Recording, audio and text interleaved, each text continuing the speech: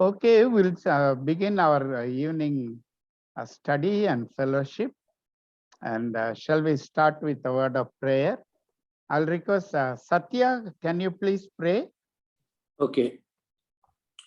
Loving God, Heavenly Father, we want to thank you for helping all of us to come together in this evening time. Lord, as we come together, we want to thank you for this day, the last day of this month, and in the 11th year of this year, Lord. We thank you for all your care in our life, Lord.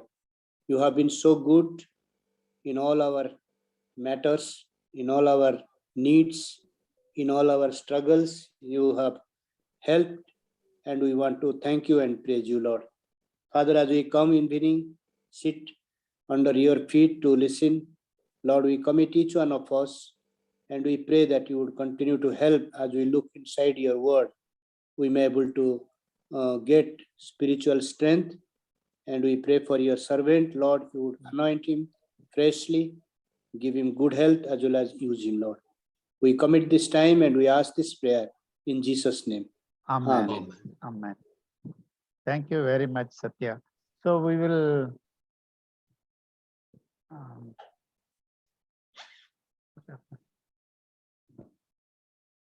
so this will be our last study of Philippians, and also the last study for this year 21.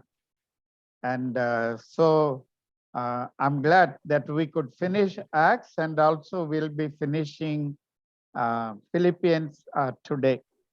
So much. So before we go into the study, so we'll be getting some feedback from you first. What is the one thing that touched you, or that was helpful to you in this chapter? What is the title you want to give for this chapter? Kannan had already sent, and I put it in the Tuesday group, and so you can see that. What is that one lesson you would like to take from this chapter?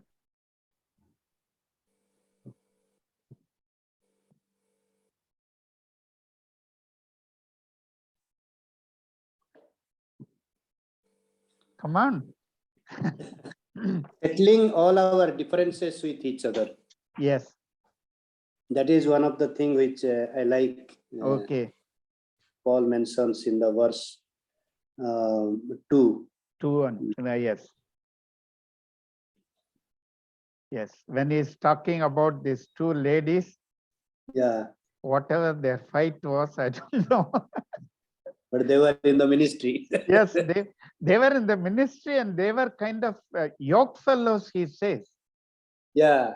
They're with me in the ministry. Yoke fellow means they're yoked together in the ministry. Yeah, correct. That also means even being in the ministry, there can be differences. Yeah. Okay. Yeah. Yes. Any suggestion for the topic of this chapter? I think that the joy in the ministry, I want to give the heading of this chapter. Joy of the ministry. Or Okay. the satisfaction in the ministry. Okay, satisfaction. Okay. Anybody else? Lily, Venita are there? Any topic you want to give for this chapter? Pardon?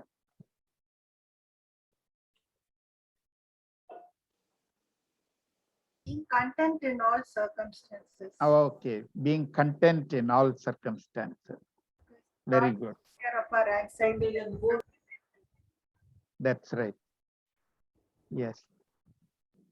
So we'll study this chapter. Today the outline will be this: encouragement, gratitude, and final greetings. So encouragement and gratitude. That is, so we'll be studying it in 4 topics. The secret of harmony, that is verses 1 to 5. The secret of peace, okay, that is 6 to 9. The secret of contentment, that is verse 10 to 20. And then 21 to 23, it is farewell. So Paul is, bidding farewell to people, the Philippians. And so it's very interesting that this chapter is very good.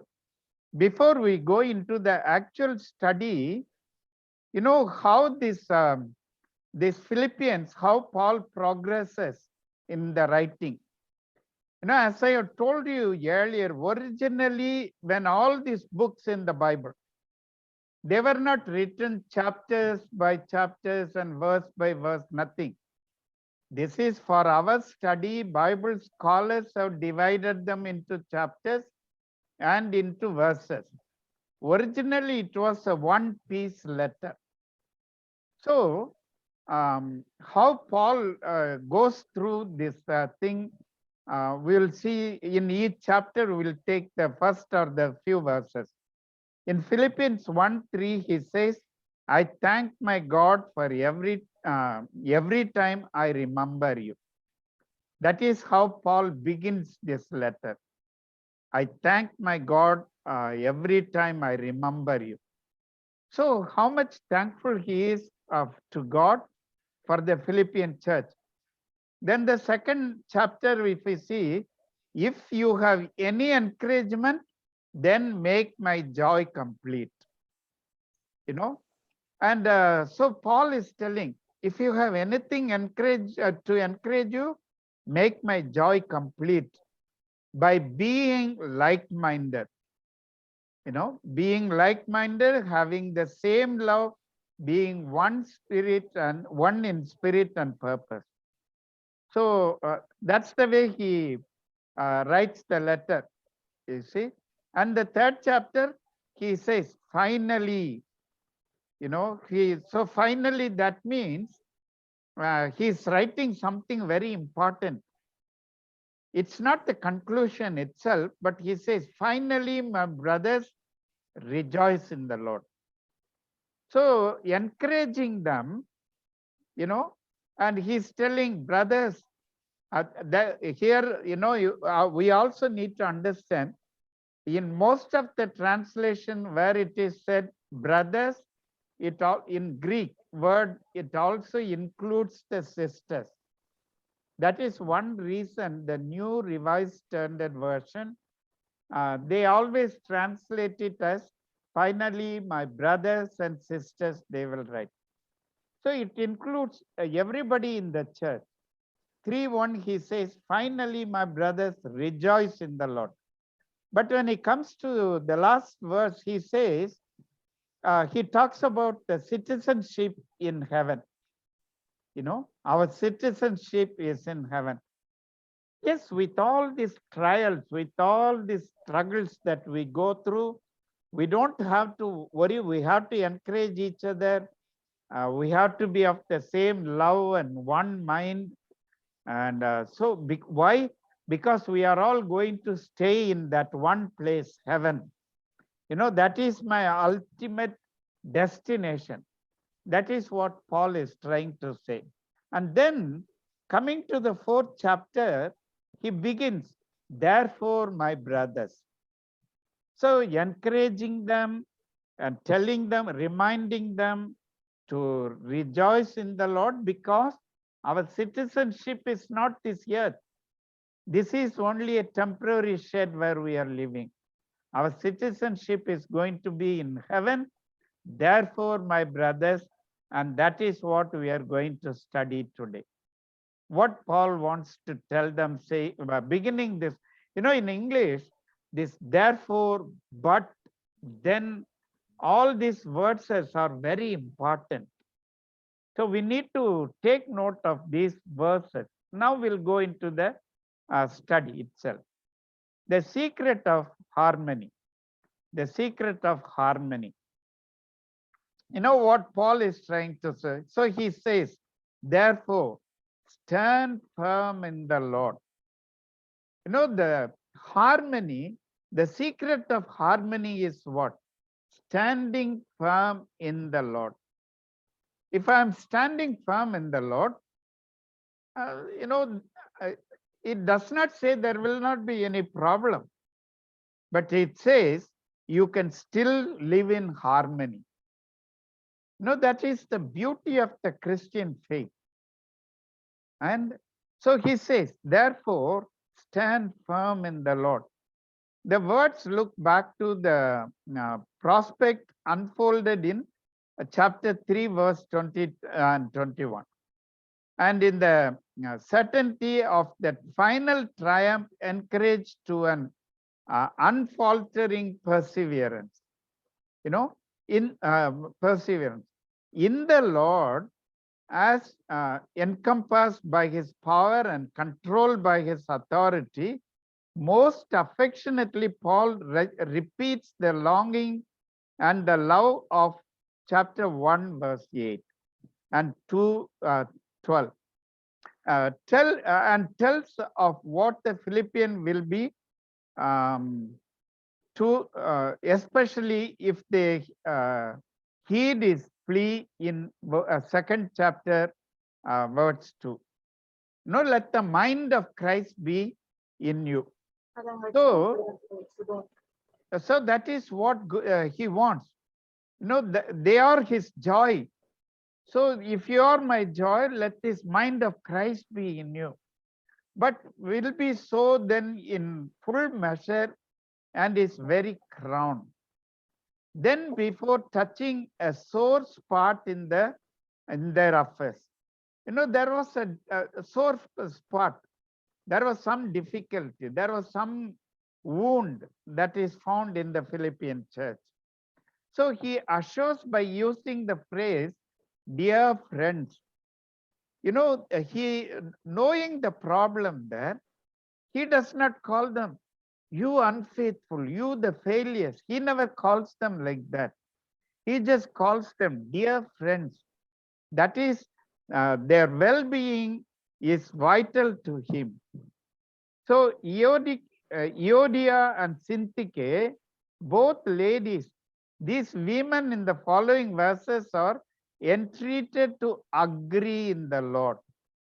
So there was some difference of opinion. I was looking into the different commentaries about whether they give anything else, particularly why they had problem. No commentary is giving that. No scholar is discussing that. It could have been this, it could have been that. Nothing is given. But the basic thing is, from what Paul says, agree in the Lord, they had some basic difference. Difference of opinion maybe, or difference of approach in the ministry. And they both seem to be strong personalities in the ministry in the Philippian church. When there are strong personalities in any ministry, you will have what? You always will have some confrontation. We have seen this in the missions. We have seen this in the churches. So whatever the problem, Paul is not trying to tell them what the problem is. He's just simply suggesting you agree in the Lord. The secret of harmony is what? Standing firm in the Lord and agreeing in the Lord. That's a personal lesson for ourselves in our workplace, in our home, in any situation. If I stand firm in the Lord, then it is easier for me to agree in the Lord. Okay, for the sake of the harmony of the family, the church, or the mission. That each is separately entreated indicates that both require such counsel. That they have been outstanding in their labors makes their disagreement the more sad and hurtful to others. Each is reminded of a true spear in the Lord. and that all strife ends in submission to his will. No, the strife will be over if we submit ourselves to the Lord. Submit, in Ephesians, when he is writing, what does he say? He's writing to the wife, submit to your husband. That is not the word as we understand today. It is not, you be a slave to your husband. No, that's not what Paul says. Suppose he is strong, submit and correct him. Through your love, you will correct him. At the same time, it is the hard job he was giving to the husbands, telling, love your wives as Christ loved you. So Paul in his writing is very clear in the teaching. You submit your true spear is in the Lord, and that all strife ends in submission to his will. This is the secret of harmony. It is well for others to help and not to hinder the coming together of the erring ones. The identity of the loyal yokefellow in verse 3, it is not revealed whom he really mentioned. But most scholars think along with others, these ladies were also very loyal yokefellows with Paul in the ministry. Okay.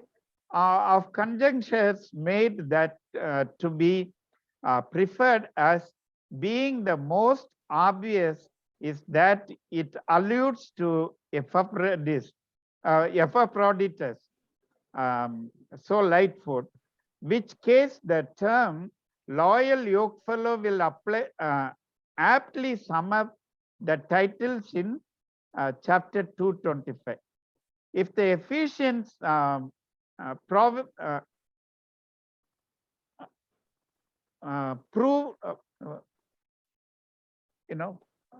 prudeness of the letter could be sustained, the yokefellow might well be Luke.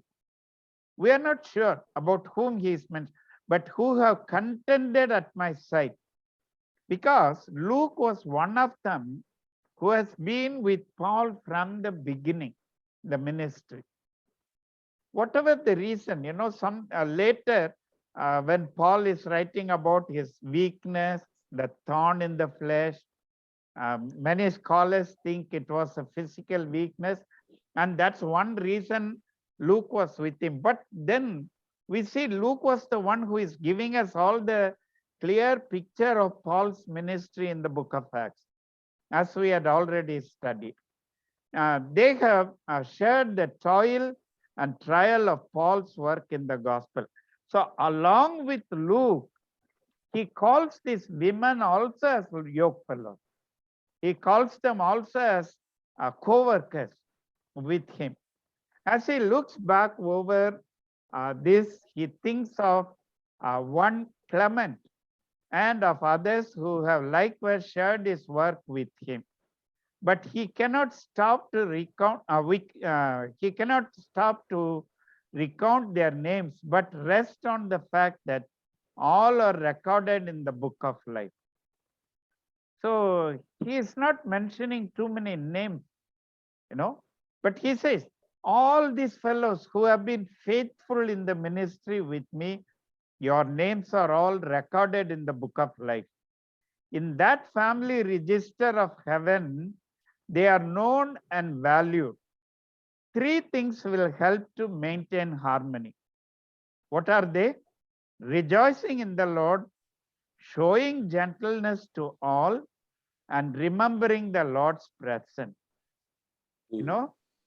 So these three things will help maintain the harmony. Gentleness, yieldingness, or sweet, reasonableness. Gentleness. What is gentleness? That is yieldingness. Yielding to Christ, yielding to one another. Sweet reasonableness. Not just holding on to my own view only, but also respecting the view of others.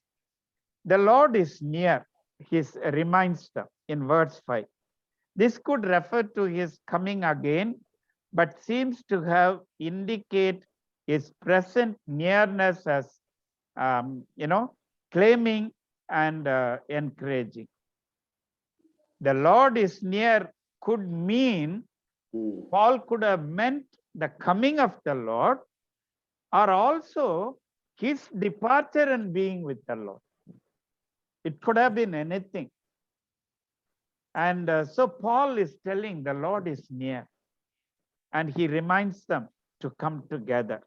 The secret of harmony we saw. Now the secret of peace. Why we lose peace from our hearts? Why we lose peace from our hearts? Very often we lose our peace because of what? Trying to contend with somebody else. Trying to, trying to, what should I say? Compete with somebody else. And many times that peace we lose. For us, the best model always is, like Paul reminds the churches in different epistles, he writes this. He says, follow me as I follow Christ. So let this mind be in you that is in Christ Jesus. So he's talking about humility, Christ-mindedness, and all these things, and so that will become a permanent, solution or the secret of peace in our life. The way of peace is to not be anxious about anything. So here Paul is trying to give some very valuable things. Do not be anxious about. The anxiety robs you of peace. Do not be anxious. Yes, the situation may seem to go out of our hands. Still hold on. Don't become anxious. Why don't become anxious? Because we know very well God is in control, and God holds you. God holds you and me. So I don't have to become anxious. Not being careless, but free from the strain which turns so easily to distress, and to bring every request to God by prayer in its devotion and petition, prayer in its personal detail with thanksgiving, that is for appreciation of past mercies, stimulates to trust for future ones. So Paul is suggesting, do not be anxious, but let your request be made known to God through prayer, petition, and thanksgiving. So prayer in its devotion, petition in its personal detail, that is, you tell the Lord what is your concern with thanksgiving, remembering how God has helped you in the past, so that he will also guide you in future. That removes the anxiety.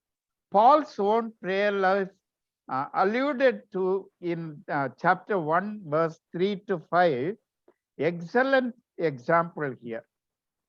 The garrison of peace is afforded by the peace of God, which he gives to us, and which transcends all understanding, transcending all our mental capacity to grasp and to appreciate.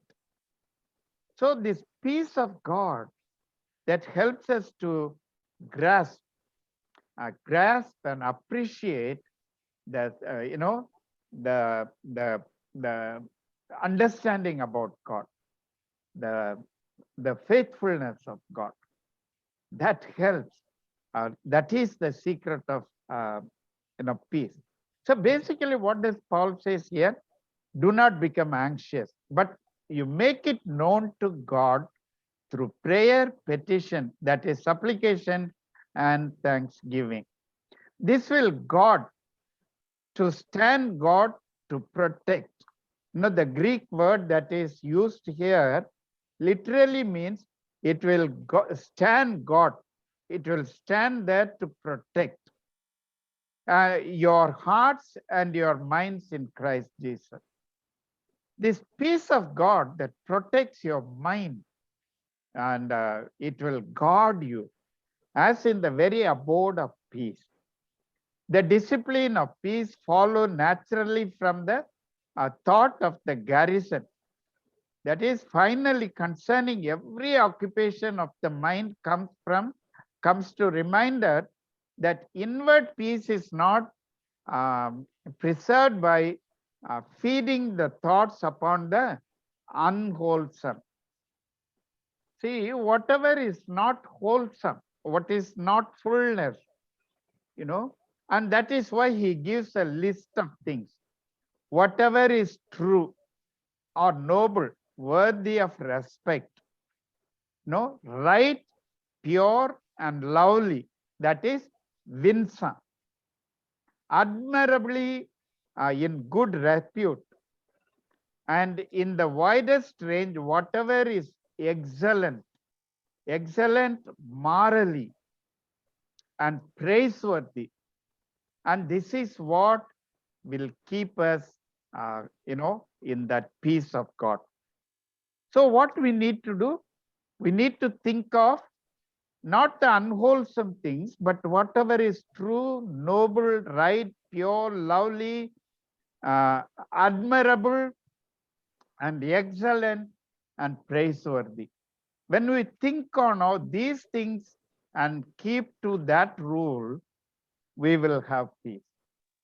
And Paul is very clear about talking about this. And then he says, in short, what Paul is trying to say, disciplined minds will find the path of daily life set forth in the teaching and practice of Paul himself. And in this path, they will prove the reality of the presence of God, from whom all peace comes.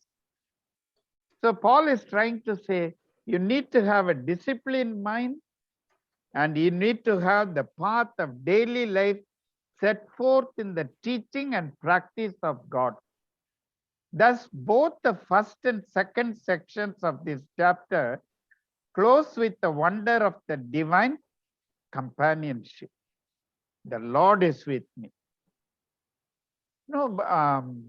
Isn't that what Jesus promised before he was taken up to heaven? He says, I'll be with you even to the end of this year. So we can hold firmly to this one. If he is there with me, if he is there with us, he can help us. He can help us overcome. He will help us to, gain victory over the struggles that we have. And Paul, he himself who had gone through so much of persecution, problems, and difficulties, and he is talking about what? The peace of mind. And God can give that. When we submit our ways to God, when we submit our things to God through our prayer, our petition, God can take control of the situation, and in turn, he will give us peace. Peace that passeth all understanding. Then from 10th verse to 20th, the secret of contentment, or the secret of satisfied life. And that is what Paul is trying to teach. He's telling, and this is another requirement for us as children of God. Yes, there are things that are needed, which we need to have. But it's not that we want to go after things, chase after things that are not really going to bring us satisfaction. So we will see what Paul is trying to teach us here about contentment.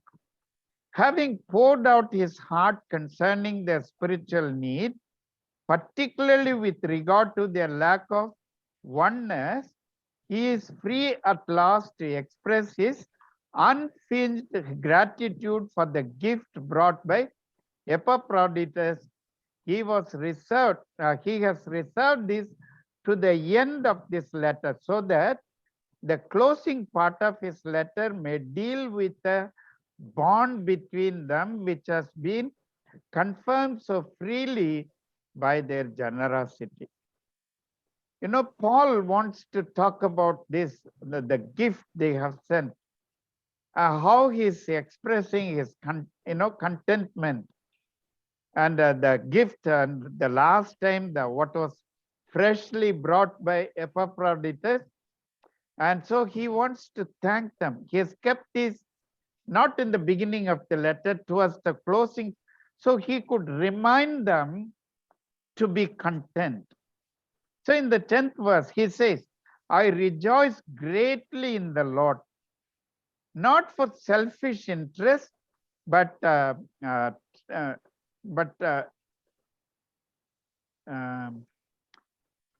what is that? Oh, I need to. But tracing his goodness in and that you have renewed your concern for me.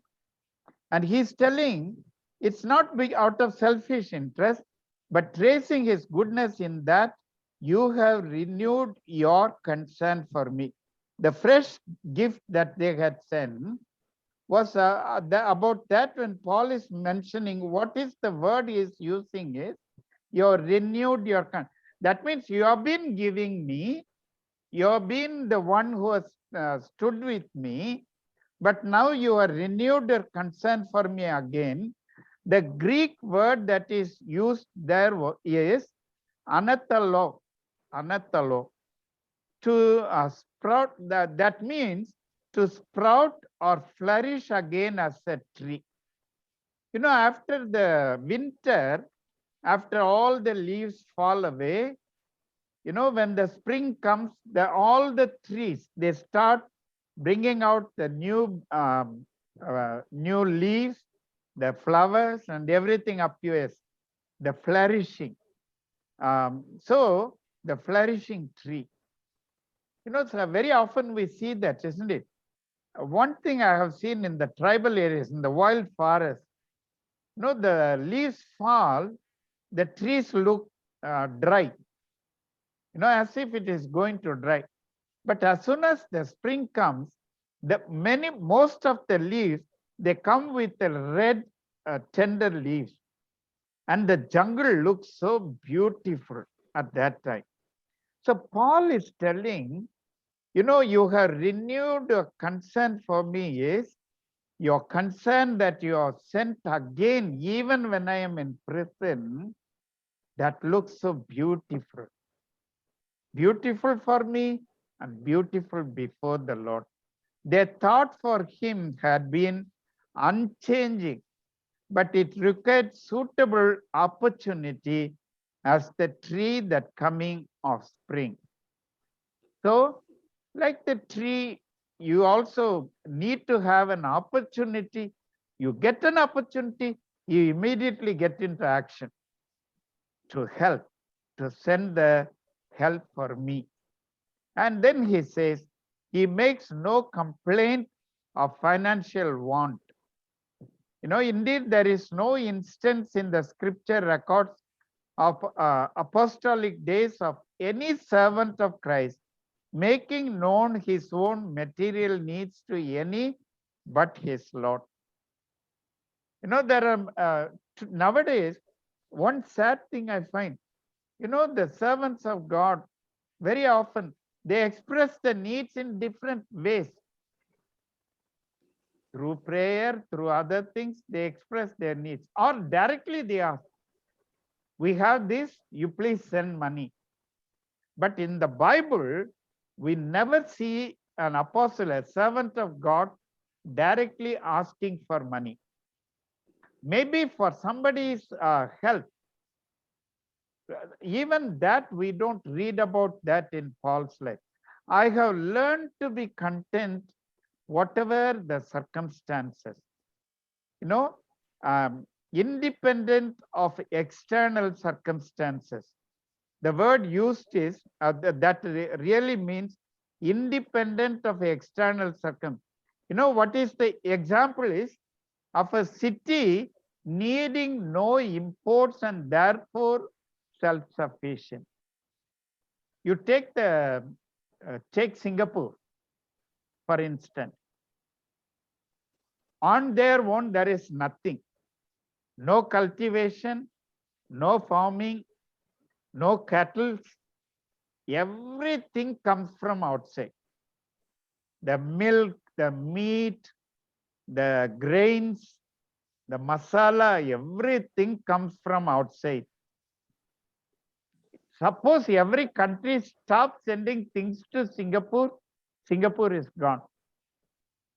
You know, but what Paul is telling, I don't depend upon you. Yes, I'm thankful to God for your help, but I don't depend upon you. Because I have learned the secret of being in want happy. Even in times of want, to be happy. And this is no stoical or uncomplaining or enduring indifference to prosperity or adversity, but the confidence given by the secret of contentment is now to disclose. It's not out of pride he is telling this, not because he has so much he is telling this. That's one thing he is reminding. I know how to live in need. I know how to live when I have plenty. You know, so he's trying to tell them that, you know, that contentment that I have, that keeps me happy. That keeps me happy. He knows what it is to be in need, to be brought low in the humiliation of want, and what it is to have plenty, having more than a present requirement.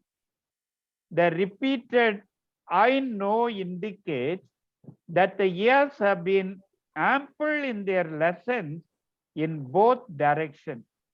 And now, and more, he not only knows this experience, but how to triumph in them. Even if I am in need, I'll be happy. Even if I have plenty, I'll be happy. I will not complain. I'm satisfied. I'm content. You know, I'm content.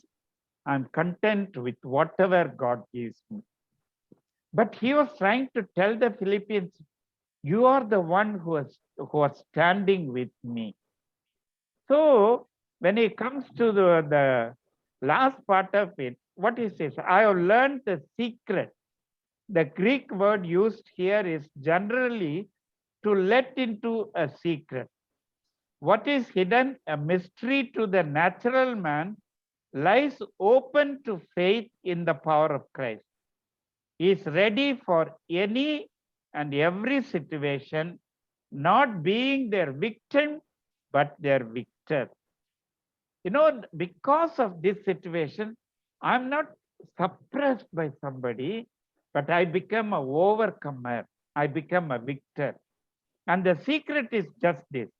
I can do everything through him who gives me strength. It's not my own strength. It's not my experience. It's not my education and qualification, but it is through the strength that I receive from the Lord. Dwelling in Christ, whose enabling power put forth in transforming his own at his coming again has been seen in 3:21. He finds in him the enabling for triumph in all present circumstances. Even if it is he in humiliation, in being brought low, he is strengthened by the one who has known humiliation. You know, the one who strengthens me even in the lowest situation, even in the situation where I am humiliated, he's talking about Christ. He himself was humiliated. That is what he uh, reminded them in the second chapter, isn't it? How God, he humbled himself. So the same Christ who humbled himself, who was humiliated by people, and he is there to encourage me. And having humbled himself, his sufficiency in Christ in no wise distract from their kindness. And he speaks of their gift as a sharing of his trouble. And this is the true viewpoint which should characterize all such giving. Not a meeting of need, but a partnership in service, and here actually in his suffering. So to the Philippians, what he is writing, I don't see your gift as a help for me. I see your gift as a service for the Lord along with me. See the way how he looks at the gift. He does not look it as, yeah, I have to take a house and rent it. I have to pay for my advocate. I have to do this. Thank you very much for sending some gift. No. You are partnering with me in the ministry. That's how Paul is looking at their help. And that is the secret of the, contentment that he has. And very gratefully, he reminds them that in the early days of your acquaintance with the gospel, he's reminding them from the beginning, when first they had heard and been blessed by it, and he had left their province, they alone of the churches had shown him such response. So he was reminding them, you are partnering with me in the ministry, not just now, not the gift that you have sent through Epaphroditus. You have been there from the beginning. Not many churches were standing with me. You were standing with me. Indeed, before he left their province, while he was still in Thessalonica, that is Acts chapter 17 to 1 to 9, they had twice sent him much help, about which he mentions in 16th verse. And the value he sees in the gift is far more than its benefits to him. It is what may be credited to your account. And he's telling, the gift you are sending me, it is being credited into your account. Credited into your account. So he's telling your account, on his side, his account is settled, for he says, I have received full payment, as a technical expression in the drawing up of a receipt. But the greatest value of their gift has been that which they have meant to God, a fragrant offering, an acceptable sacrifice, pleasing, true response to the love of Christ in giving himself for them, a fragrant offering and sacrifice to God.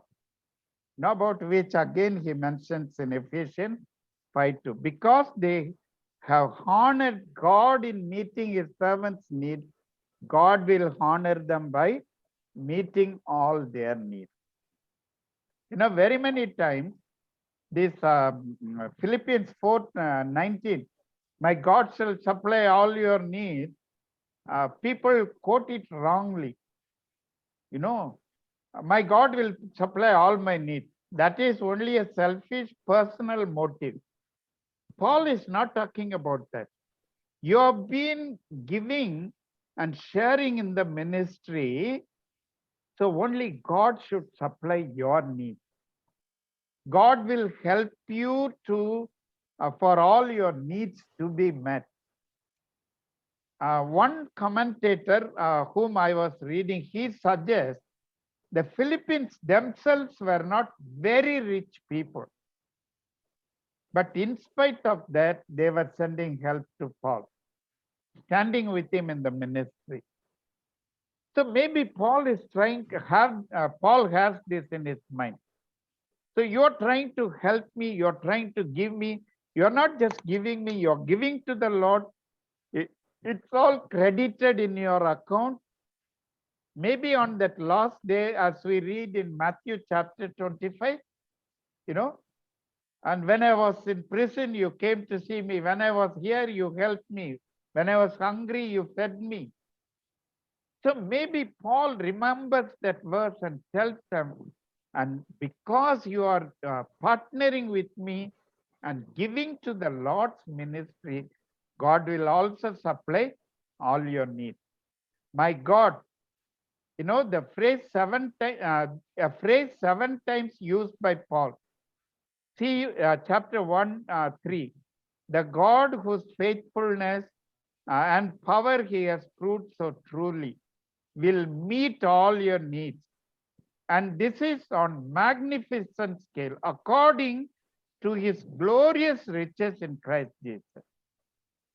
Thus, not to them, not to him, but to their God and Father, the glory must be eternally to God. So the how God will meet my need, it's not just in petty ways, not in small ways. According to his riches, glorious riches in Christ Jesus. It's not talking about the material needs only. He's not talking mainly about the material, but in Christ Jesus, you will be blessed so much that you will be made a blessing to many other people. What a wonderful way Paul is trying to teach them the contentment. Thank you, Philippians, for sending me gift. I value it. But then your gift is not just to me alone. It's for the Lord himself. And so the Lord himself will reward you. He himself will reward you. Now, final farewell he gives. The farewell, and now their faces rise before him. Maybe as he is writing, he has all these people's faces in front of them. Dear because of their fellowship, but dearer still because they are all in Christ Jesus. And he sends to everyone his greetings and to those of the brothers with him. The greetings are not only to them and the brothers with him. These letters are unnamed. These later are unnamed, but with full heart, Epaphroditus will be able to speak of them all. When he's mentioning from us to you, the greeting, who were all there? He did not mention all the names. In some epistles, he will write, so and so sends greeting, so and so sends greeting. But here in Philippians, he does not do that. Maybe with this desire that Epaphroditus, who had been with them for some time, who has come to know these people, and he will go and tell about them. He will go and speak about them. Then he passes on the greetings of all the believers, that is, in Rome, and especially those who belong to Caesar's household, a term including members of the imperial civil service, whether in Rome or in the provinces. And one last word follows, seeking for them the grace of the Lord Jesus Christ. Almost from Romans, if you see, now the grace of the Lord Jesus, what we call the benediction, and that was always the way Paul was greeting them.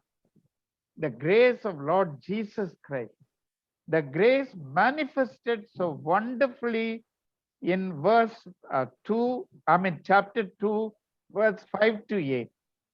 The grace that came to us because of the humiliation of Christ. The grace of the one who thought through one who, though he was rich, for their sake became poor. So he reminds, it is this one Lord and Savior Jesus Christ who emptied himself and let his grace be sufficient for you. Let that be. What a beautiful way to close that letter. How do we close our letters? Nowadays, writing letters has become very rare. It's all WhatsApp messages, it's all SMS. You know, the postal service is suffering a lot because people have stopped writing letters. You know, I remember from my early days, when I was in the seminary, that's the first time I was away from home. So I used to write letter to my parents. So I used to always write, my dear Amma and Appa. My mother once, she wrote to me and corrected. You should write always Appa and Amma, not Amma and Appa. Appa should come first. The way why she said that, I do not know. But every time I close the letter, even today I remember, you know, with love and prayers. That's the way I used to close my letter to people. Paul had his own way of closing the letters. The grace of the Lord Jesus Christ be with you. And what we call the benediction today, may the grace of our Lord Jesus Christ, the love of God, the Father, and the fellowship of the Holy Spirit, let that be with you. And that is what Paul is giving to the Philippians as a farewell. So now, any questions or anything else you want to add to what we have already studied? All of you can unmute, make your videos on. Any questions you have?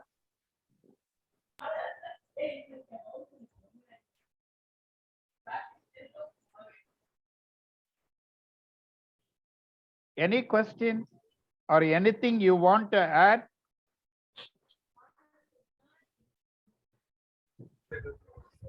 What, all have become very quiet? A beautiful passage, Uncle. Yes, it's a very beautiful passage actually. Yes.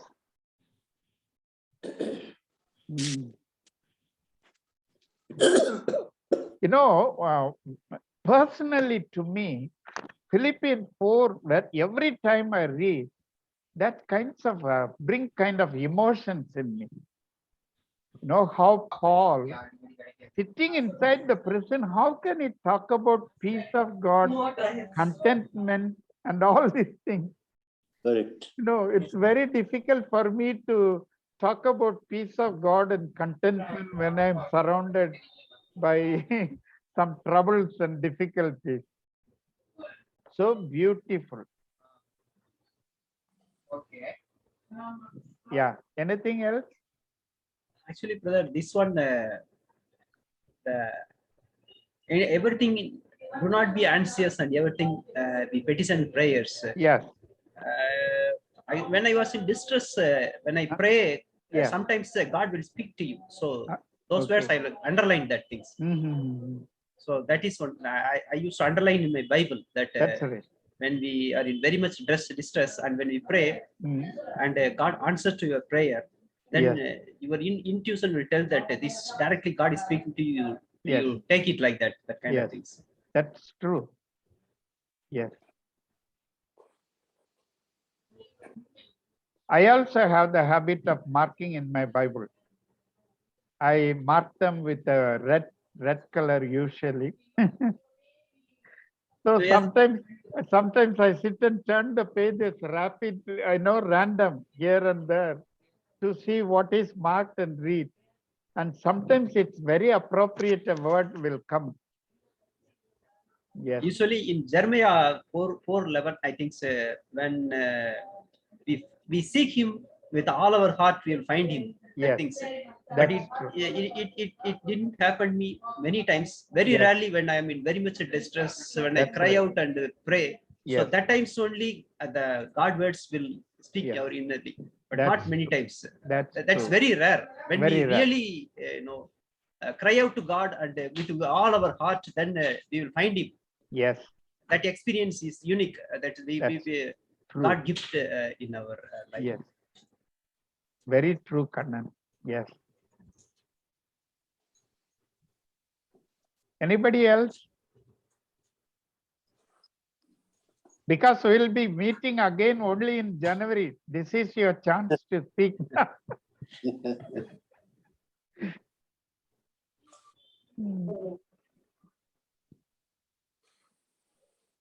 Find it of Habakkuk, uncle, Habakkuk 3. where he Habakkuk 3. where he says, though the fig trees do not bud and there Yeah, are yeah, yeah. no Okay. grapes in the vine. Mhm.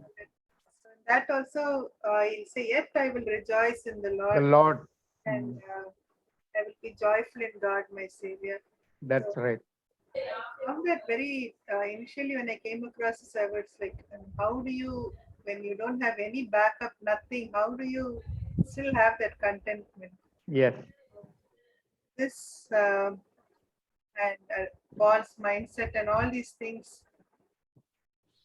Yes. From times of old, I guess God's prophets always found contentment in Yes. being with God and knowing that He will supply everything. That's right. The faith of Paul was so strongly rooted in Christ, Yeah, yes. not in his situation, not in his education, not in the other things. No, he was completely rooted in Christ. So and that's one reason, in Romans 8 chapter, he's telling, nothing can separate me from the love of God. So the list he gives is very interesting list. Romans 8. After telling everything works together for good for them, those who love God. And then he says, nothing can separate me. And then the list looks very difficult for us to follow. But for Paul, that has become the way of life. And that's one reason of God also testified to Ananias in the beginning when Paul, met the Lord on the way to Damascus, and how much he need to suffer for me. I told him. So Paul knew from the beginning, yes, there will be a great ministry, but there will be also suffering. And so he was not moved by the prison, from the persecution, from all the kind of betrayals of brothers and all the other things in the ministry. He was still rejoicing in the Lord. The personal thing that he calls, my God, my God, my God shall supply all your need. My God, and that's a strong hold that he had on with Christ. How much we need to develop that, isn't it? My God. How did he get so much clarity, uncle? I mean, there were all these disciples who walked with Christ those 3 years, and so many times they seemed to struggle, but Paul had this amazing clarity and depth. Sometimes his readings are very difficult to grasp also. That's true. The one reason I believe is because of the discipline he already had as a Jewish, a Jewish scholar. He knew the Old Testament scripture thoroughly, not like the other disciples. See, like in Peter's thing, or James' letter, epistle, you read how much very little scripture they would quote from the Old Testament. Or what Jesus had taught, they will remind people. But in Paul's writing, the faith stands on the basic truth of the Old Testament. He was a scholar. And then the second thing is he was a disciplined man, even as a Pharisee. You know, that is one reason he is telling, I'm blameless according to the law. So, from the beginning, he has set his life like that. When he found Christ, that helped him all the more, the knowledge, the experience, then the revelation he had in close, communion with the Lord, and so many things. And so that gave him a lot of revelation also. And of course, God's grace, special grace was given to him. I'm sure other apostles also should have written smaller or other things. But what God has given us in the Bible is only more teaching needed for our church even today. See, imagine almost 2000 years ago, Paul wrote all these things. And it is even applicable today, and it is acceptable for us today. The God's word is, even today, it is very true to every situation of our life. So we can be thankful to God for all these things. Okay, any other questions or anything else you want to share?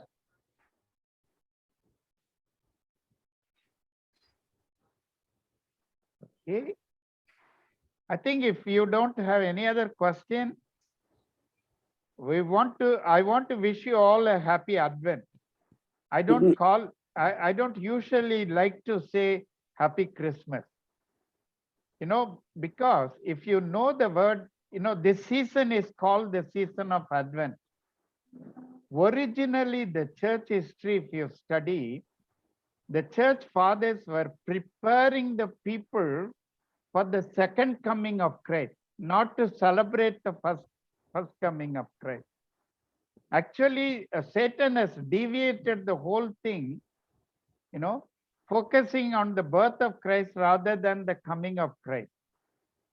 So originally, the word Advent in the church history meant the second coming of Christ. Even the Catholic Church, to begin with, they were getting the people ready for baptism so that they will be taught about the second coming of Christ. Even the Catholic Church is completely diverted. Even the so-called evangelical churches are diverted, how much more the Catholic. So wish you all a happy Advent and looking for the coming of the Lord Jesus Christ, we are not sure. When you look at all the signs that are happening, whether January, I hope in the Lord we will meet, but even if he is coming again, we have to welcome him and say, come Lord Jesus. So I want to say God bless you all through this season and through this thing. So in our celebrations, let us not forget Christ, the coming King. He is going to come again, and we as his children, we will be with him. And that's the hope we have. With that hope, let's go through this last month of this year, December. Praise God that he has brought us to the end of the 11th month today. So nice, isn't it? The end of November that we have the last fellowship. So we'll continue to pray for each other. Continue to pray for Tamil Nadu, because we need to pray for this flood situation. I think Tirunelveli, Kanyakumari, and all were affected very badly. Tuticorin district, they were, affected very badly. So we need to pray for these people. A lot of people are still in need. Even in Chennai, praise God, the present leadership, they are trying to help people. We need to thank God, but let them do more. People who criticize, they criticize whatever they do. I won't say they are perfect, but at least they are doing something than the previous government. So let's pray for people who are needy. And also we need to pray for our churches to wake up. We need to go and find out people also and help them in need. And let's continue to pray for those people who are affected by rain, especially the farmers. No, all the paddy fields are underwater. So sad to see that. So I don't know, next year the rice price may go up. So we need to pray for the farmers very much. Yes, let's continue to pray for those, our pastor, Paul Singh. And he has finished his 5th cycle of chemo. One more chemo has to go. But I heard, I am not very sure, I heard that he will have it only in January or something like that. But anyway, pray for him. Last Sunday, he could not come to church. His wife and children, they said, keep quiet at home. He had pain also, I think. So we need to really pray for him. We need to really pray for Paul Singh.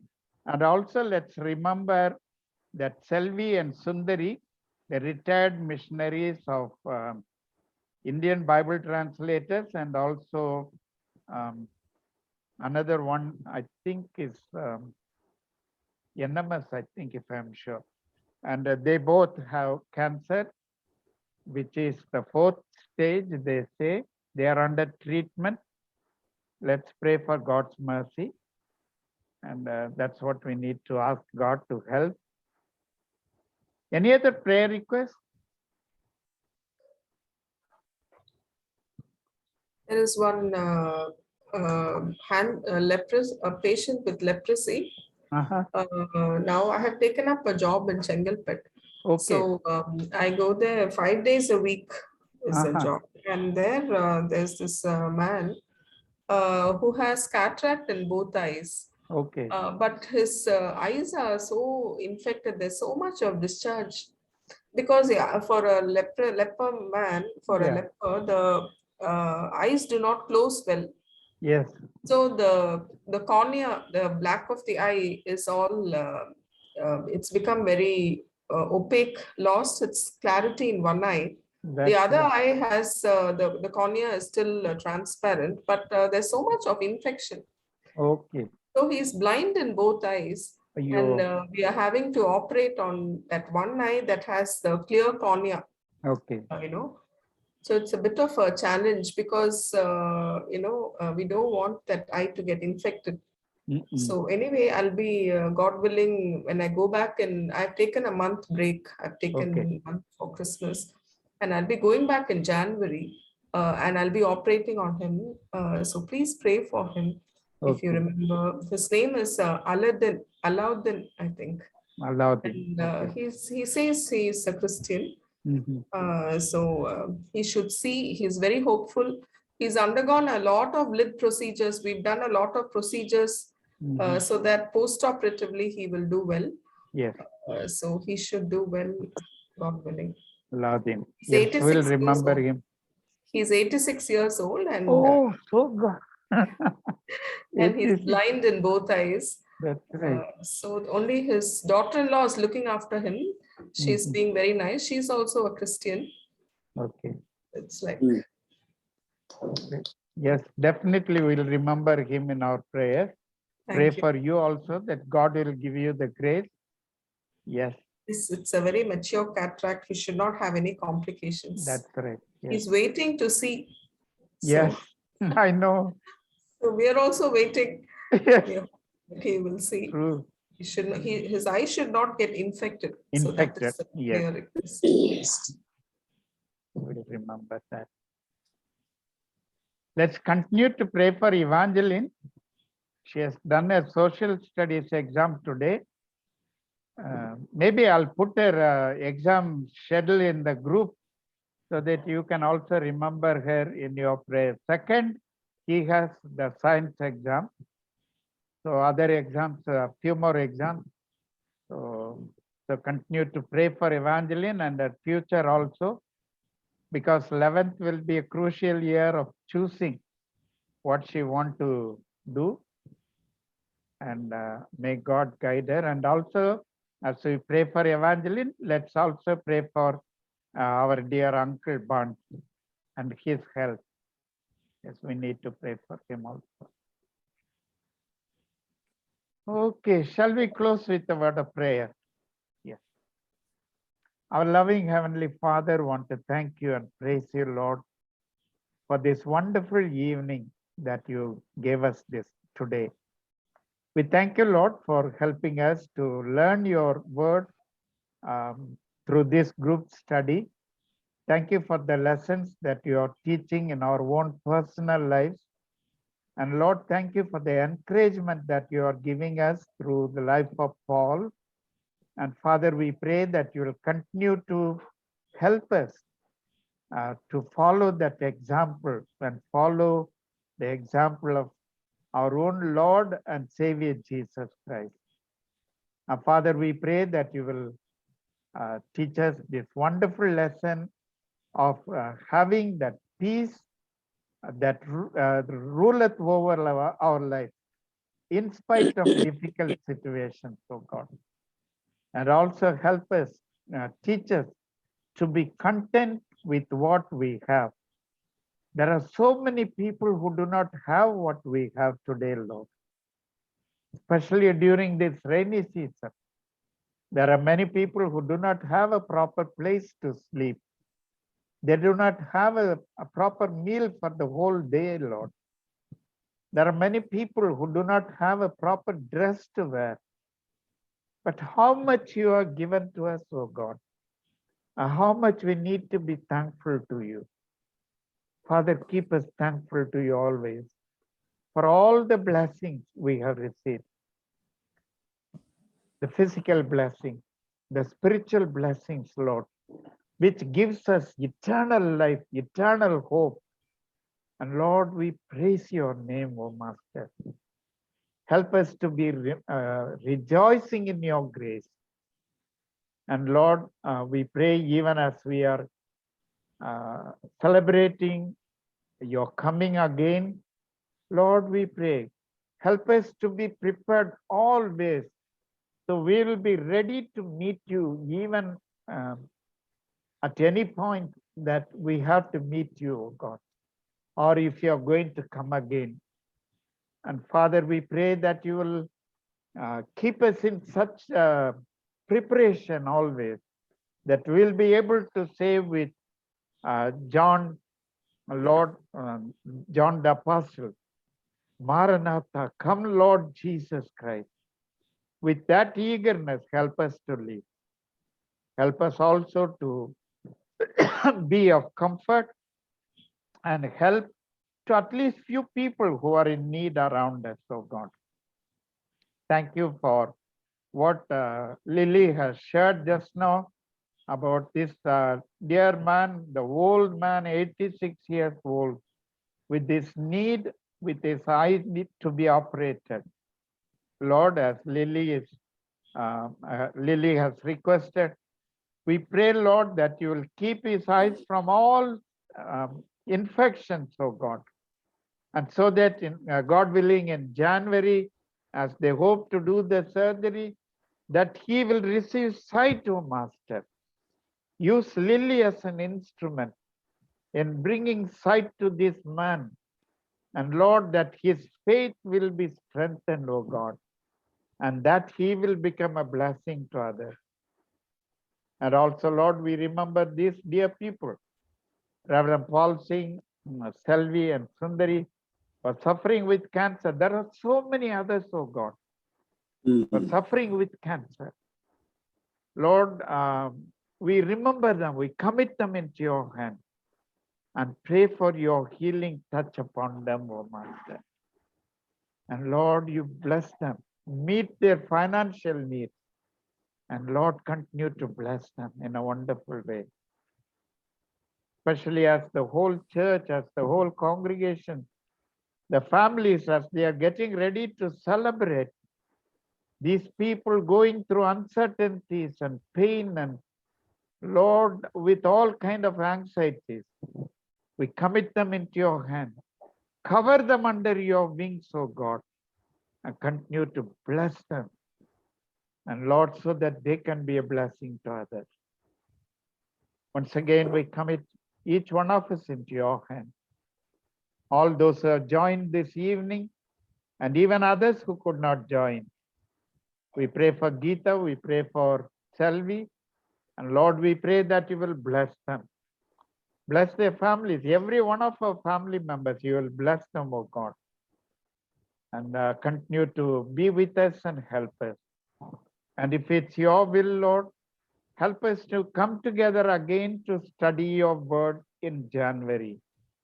We pray for our own pastor, Reverend Andrew Nadarajan, as he plans these studies. And Lord, we pray that you will give him your wisdom and continue to make him a channel of blessing too. We praise you and thank you, Lord. In Jesus' name we pray. Amen. Amen. Thank you very Amen. much. And Thank you, God thank bless you. Thank you. Thank you. God bless you all. Thank you all. Yes. Everybody. We'll Bye, continue brother. to keep in touch, though we'll be meeting only in January. Good night, Okay. brother. Good night. night. Good Good night. night. Thank you Good very night, all much. of you. Yes. Good night, Thank you brother. very Night. much. Good night. Good night to everyone. Night. Yes. everyone. Thank you.